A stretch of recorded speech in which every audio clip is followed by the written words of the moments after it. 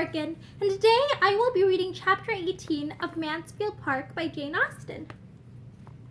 Everything was now in a regular train. Theater, actors, actresses, and dresses were all getting forward, but though no other great impediments arose, Fanny found, before many days were past, that it was not all uninterrupted enjoyment to the party themselves, and that she had not to witness the continuance of such unanimity and delight as had been almost too much for her at first. Everybody began to have their vexation. Edmund had many. Entirely against his judgment, a scene painter arrived from town, and was at work, much to the increase of the expenses, and what was worse, of the eclat of their proceedings, and his brother, instead of being really guided by him as to the privacy of their representation, was giving an invitation to every family who came in his way. Tom himself began to fret over the scene painter's slow progress, and to feel the miseries of waiting. He had learnt his part, all his parts, for he took every trifling one that could be united with a butler, and began to be impatient to be acting, and every day thus unemployed was tending to increase his sense of the insignificance of all his parts together, and make him more ready to regret that some other play had not been chosen. Fanny, being always a very courteous listener, and often the only listener at hand, came in for the complaints and distresses of most of them.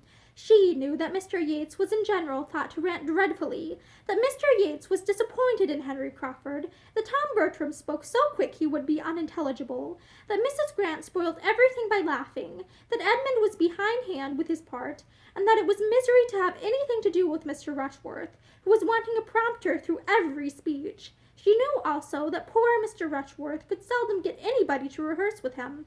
His complaint came before her as well as the rest. And so decided to her eye was her cousin Maria's avoidance of him, and so needlessly often the rehearsal of the first scene between her and Mr. Crawford, that she had soon all the terror of other complaints from him.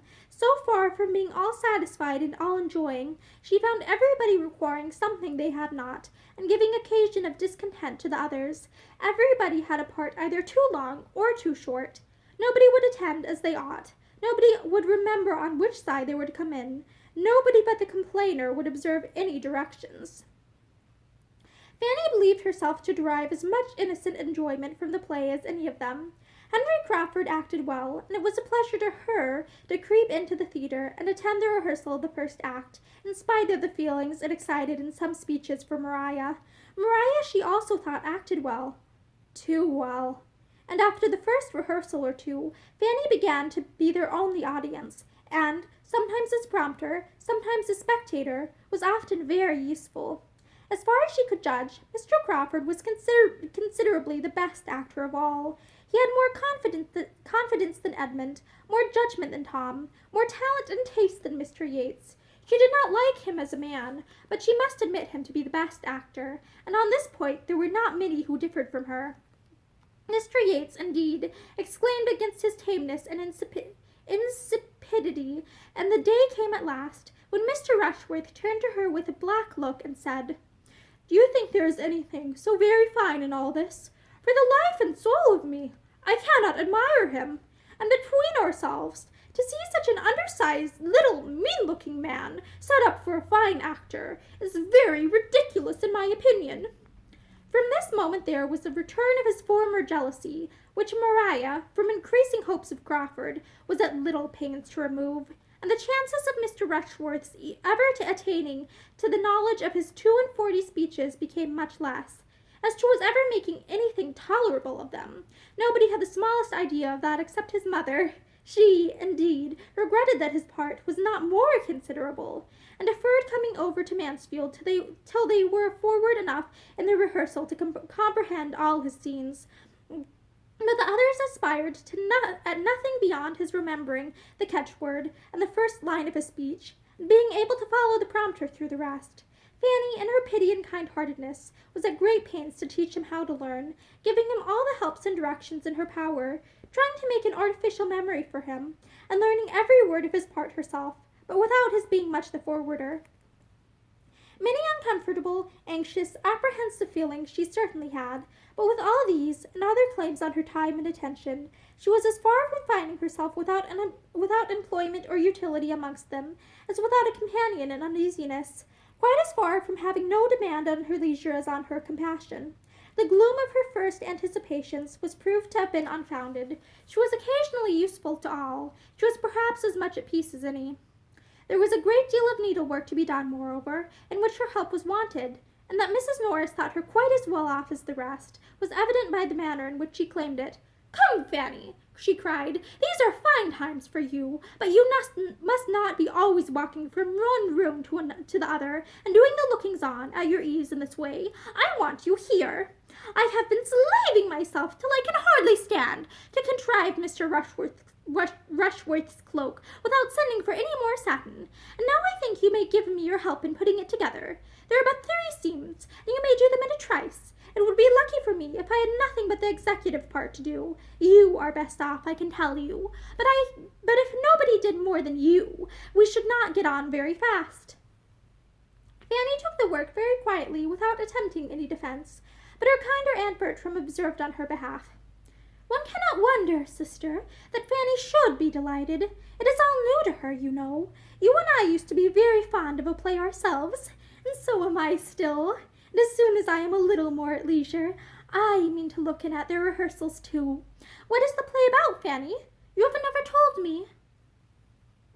"Oh, sister, pray not ask her now, for Fanny is not one of those who can talk and work at the same time. It is about lovers' vows." I believe," said Fanny to her Aunt Bertram, "there will be 3 acts rehearsed tomorrow evening, and that will give you an opportunity of seeing all the actors at once." "You had better stay till the curtain is hung," interposed Mrs. Norris. "The curtain will be hung in a day or 2. There is very little sense in a play without a curtain, and I am much mistaken if you do not find it drawn up into very handsome festoons." Lady Bertram seemed quite resigned to waiting. Fanny did not share her aunt's composure. She thought of the morrow a great deal, for if the 3 acts were rehearsed, Edmund and Miss Crawford would then be acting together for the first time. The 3rd act would bring a scene between them which interested her most particularly, and which she was longing and dreading to see how they would perform. The whole subject of it was love. A marriage of love was to be described by the gentleman, and very little short of a declaration of love be made by the lady. She had read the scene again with many painful, many wondering emotions, and looked forward to their representation of it as a circumstance almost too interesting. She did not believe they had yet rehearsed it, even in private. The morrow came, the plan for the evening continued, and Fanny's consideration of it did not become less agitated. She worked very diligently under her aunt's directions, but her diligence and her silence concealed a very absent, anxious mind. And about noon she made her escape with her work to the east room, that she might have no concern in another, and, as she deemed it, most unnecessary rehearsal of the 1st act, which Henry Crawford was just proposing, desirous at once of having her time to herself, and of avoiding the sight of Mr. Rushworth. A glimpse, as she passed through the hall, of the 2 ladies walking up from the parsonage made no change in her wish of retreat, and she worked and meditated in the east room, undisturbed, for a quarter of an hour, when a gentle tap at the door was followed by the entrance of Miss Crawford. "Am I right? Yes, this is the east room. My dear Miss Price, I beg your pardon, but I have made my way to you on purpose to entreat your help." Fanny, quite surprised, endeavored to show herself mistress of the room by her civilities, and looked at the bright bars of her empty grate with concern. "Thank you.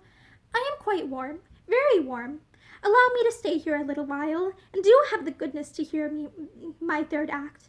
I have brought my book, and if you would but rehearse it with me, I should be so obliged.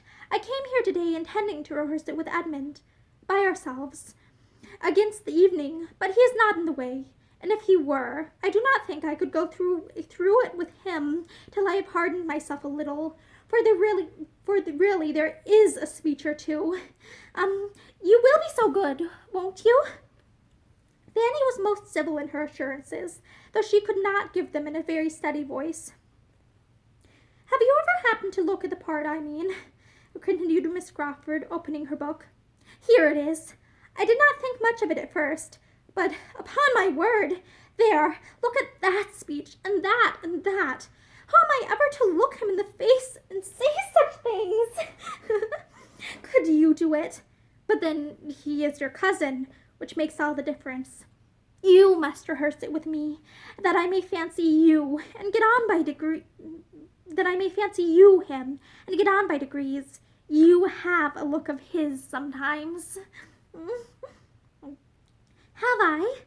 I will do my best with the greatest readiness, but I must read the part, for I can say very little of it." "None of it, I suppose. You are to have the book, of course. Now for it. We must have 2 chairs at hand for you to bring forward to the front of the stage. There! Very good schoolroom chairs, not made for a theater, I dare say. Much more fitted for little girls to sit and kick their feet against when they are learning a lesson. What would your governess and your uncle say to see them used for such a purpose? Could Sir Thomas look in upon us just now, he would bless himself, for we are rehearsing all over the house. Yates is storming away in the dining room. I heard him as I came upstairs, and the theater is engaged, of course, by those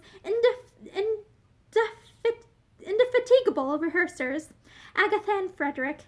If they are not perfect, I shall be surprised. By the by, I looked in upon them 5 minutes ago, and it happened to be exactly at one of the times when they were trying not to embrace, and Mr. Rushworth was with me. I thought he began to look a little queer, so I turned it off as well as I could by whispering to him.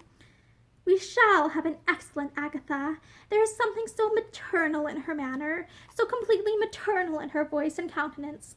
Was not that well done of me? He brightened up directly. Now for my soliloquy.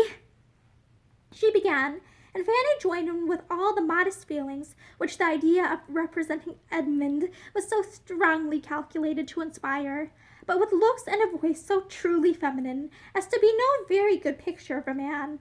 With such an Anhalt, however, Miss Crawford had courage enough, and they had got through half the scene when a tap at the door brought a pause, and the entrance of Edmund the next moment suspended it all. Surprise, consciousness, and pleasure appeared in each of the 3 on this unexpected meeting, and as Edmund was come on the very same business that had brought Miss Crawford, consciousness and pleasure were likely to be more than momentary in them. He too had his book, and was seeking Fanny to ask her to rehearse with him, and help him prepare for the evening, without knowing Miss Crawford to be in the house, and great was the joy and animation of being thus thrown together, of comparing schemes, and sympathizing in praise of Fanny's kind offices. She could not equal their warmth. Her spirit sank under the glow of theirs, and she felt herself becoming too nearly nothing to both, to have any comfort in having been sought by either. They must now rehearse together.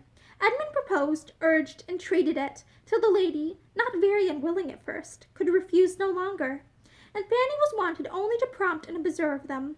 She was invested, indeed, with the office of judge and critic, and earnestly desired to exercise it and tell them all their faults. But from doing so every feeling within her shrank. She could not, would not, dared not attempt it.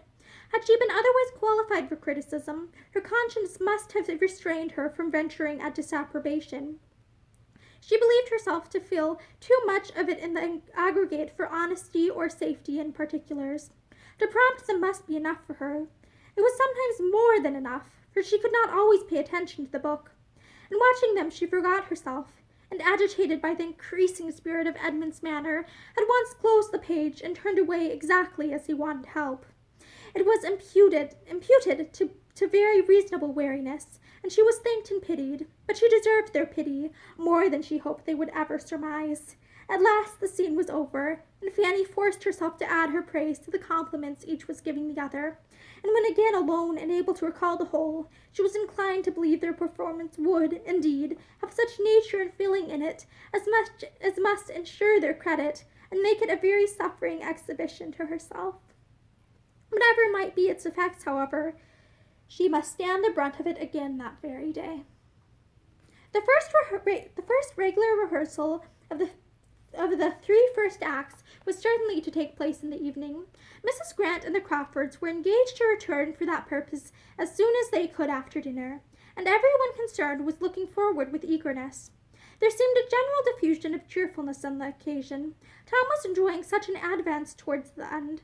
Edmund was in spirits from the morning's rehearsal, and little vexations seemed everywhere smoothed away.